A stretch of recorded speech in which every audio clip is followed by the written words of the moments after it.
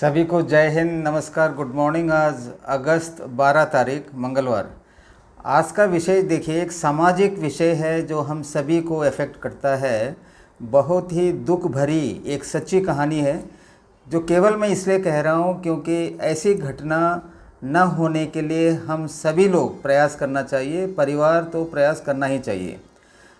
वैसे जो है कभी कभी जो है मुझे फ़ोन आता है, व्हाट्सएप मैसेज आते हैं अपने जवानों का, जब वो संकट में रहते हैं, कुछ मदद की आवश्यकता होती है। तो वैसे जो है कई जो कॉल मुझे आते हैं मैं उठा नहीं पाता हूँ, और मैंने अपने प्रोफाइल में लिखा है कि मैसेज या ऑडियो मैसेज करने के लिए।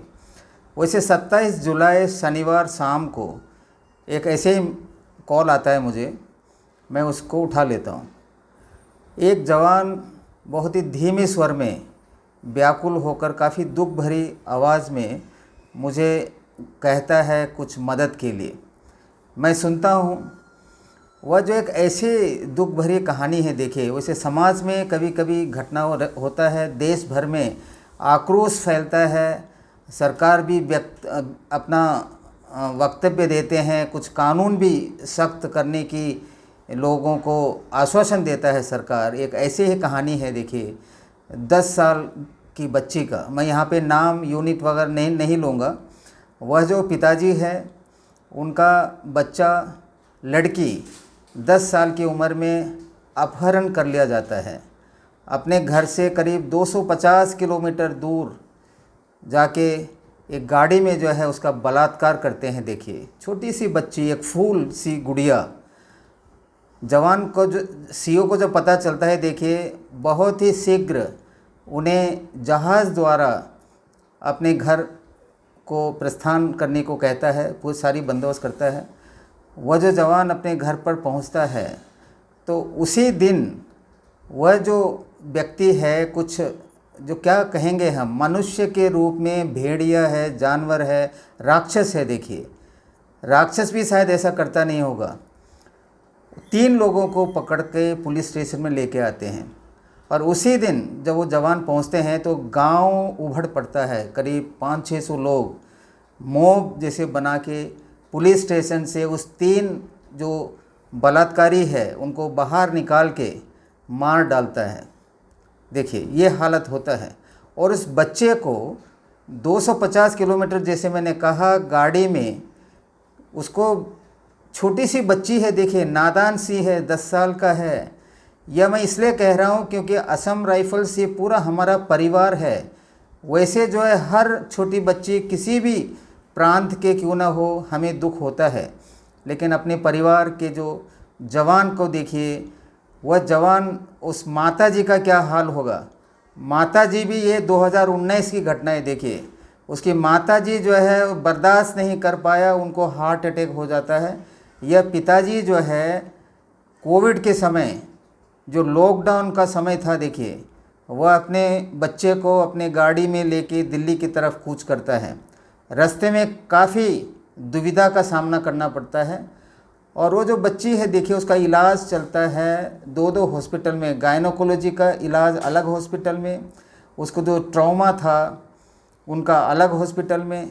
और केवल पिछले साल ही उनका जो कोमा में था, यानी कि बेहोशी हालत में, 5 साल रहने के बाद उनको बेहोशी से बाहर निकला है। इलाज और भी काफ़ी लंबा चलेगा। वह जवान मुझसे मदद मांगता है, कहता है कि सर मुझे जो है यूनिट जाने को कहा है, आप मुझे मदद कीजिए। तो मैं ना उनका नाम पूछता हूँ ना कुछ, मुझे पता नहीं है। दूसरा दिन संडे है, 28 तारीख। मैं एक छोटा सा मैसेज बनाता हूँ व्हाट्सएप द्वारा और कमांडेंट को भेजता हूँ। उन्होंने तुरंत जो है उनका जवाब मुझे देता है, एक बहुत ही पॉजिटिव एक रिप्लाई, जिससे जो है हमें भी प्राउड होता है कि हम उस इंस्टीट्यूशन से आते हैं, उस डिपार्टमेंट से आते हैं, उस ऑर्गेनाइजेशन से आते हैं जिसका नाम असम राइफल्स है। जो ऑर्गेनाइजेशन जो है जवान के साथ इतने साल, देखिए 2019 से ये 2025 है, यानी कि 6 साल से उस जवान को पूरी मदद कर रहा है ऑर्गेनाइजेशन, क्योंकि वह हमारी बेटी है।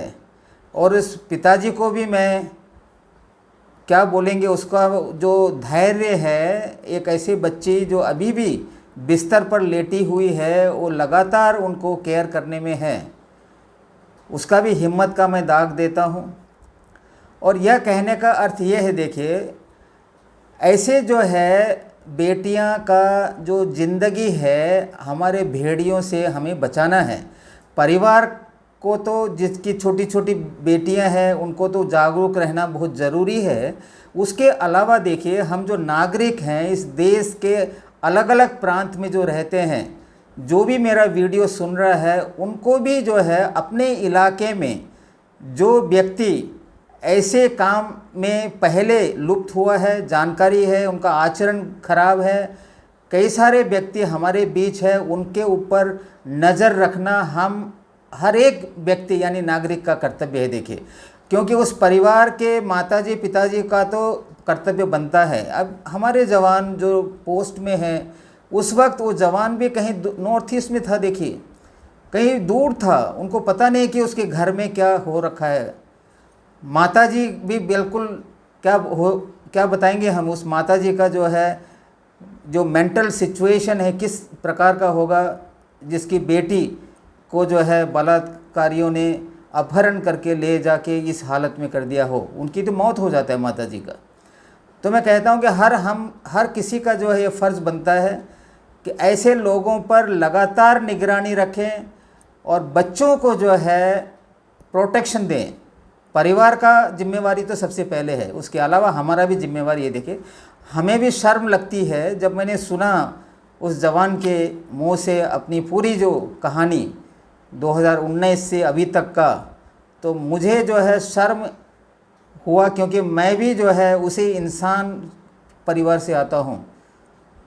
आदमी, इंसान जो ह्यूमन बीइंग कहते हैं, उसमें इतनी नीच जो है हरकत करने की सोच जो हमारे बीच कुछ लोगों के पास है, तो लोग उनको तो चलो सज़ा जनता ने दिया, क्योंकि जनता जो जिस प्रकार से आक्रोश होता है, ऐसे व्यक्तियों को जनता छोड़ेगी नहीं। उसने अपने हाथ में कानून लेके उस 3 बंदे को पुलिस स्टेशन से बाहर निकाल के मार डाला है। तो मैं रिक्वेस्ट करता हूँ, हमारे जितने भी जो वीडियो सुन रहे हैं, इस पर कड़ी कड़ी नज़र रखें। हमारे किसी अन्य बेटी पर ऐसा अत्याचार नहीं होना चाहिए, क्योंकि कई साल लगेंगे उनको सिखाई पढ़ाई करने में। आज 16 साल की है, देखिए 10 साल के घटना हुआ, 6 साल बाद आज 16 साल की है बेटी। तो उनका भी फ्यूचर क्या होगा भगवान को ही पता है। ईश्वर से मैं प्रार्थना करता हूँ, उन पिताजी को धैर्य दें, उस बच्चे को यथाशीघ्र नॉर्मल बना के उसको एजुकेशन लेके अपना कैरियर वो संभाल सके, खुद अपने टांग में जो है खड़ा हो सकें, ताकि उनके साथ जो अत्याचार हुआ है और बेटियों के साथ अत्याचार न हो, इनके लिए वो कुछ कार्य कर सकें। आज तक इतना ही। आप देख रहे हैं मेरा चैनल सत्यमेव जयते और मैं हूँ सूबेदार वीटी नायर। जय हिंद, जय भारत माता, वंदे मातरम।